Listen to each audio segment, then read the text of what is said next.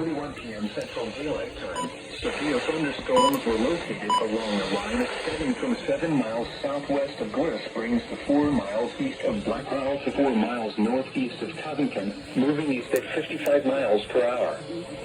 Expected hazards include 70 miles per hour in gusts and quarter-sized hail. This is a radar-indicated threat. The following impacts are expected. Hail damage to vehicles is expected. Expect considerable tree damage. Wind damage is also likely to mobile homes, roofs, and outbuildings.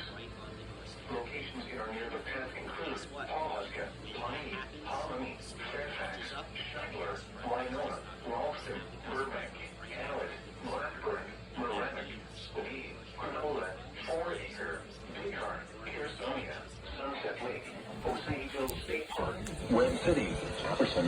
For your protection, move to an interior room on the lowest floor of the building.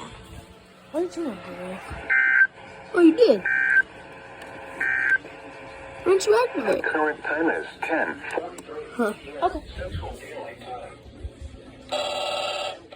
At the Tulsa International Airport, it was cloudy. The temperature was 83.70. Relative humidity 64%. The weather was hot and the pressure was 29.80.